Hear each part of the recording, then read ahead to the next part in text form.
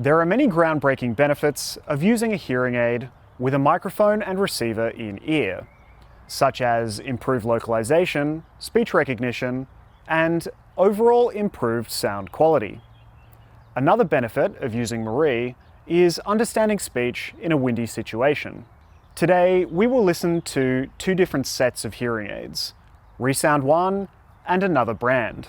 First, let's listen to another brand, which has microphones responsible for capturing sounds of the environment located behind the user's ear.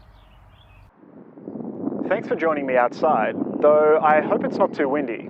There really is nothing like getting some fresh air.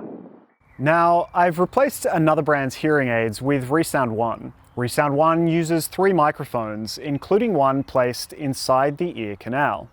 Let's listen to the same scene. Thanks for joining me outside, though I hope it's not too windy. There really is nothing like enjoying some fresh air. As you can hear, the microphone and receiver of ReSound 1 enables better speech understanding in a windy situation. So whether you're out for a run or just enjoying a summer day, you can hear comfortably.